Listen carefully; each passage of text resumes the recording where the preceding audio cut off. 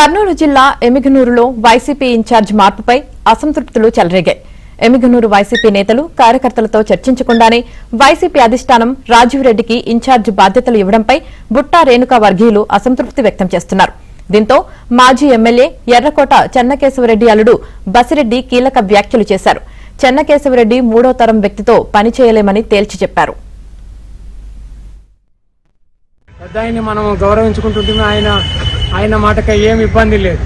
ఇప్పుడు చెన్నకేశవరెడ్డి నుంచి కూడా చేతులు మారింది, మూడో తరం పోయింది. ఇప్పుడు ఆయన కొడుకు కూడా కాదు, మూడో తరం పోయింది, పిల్లోనికి పోయింది.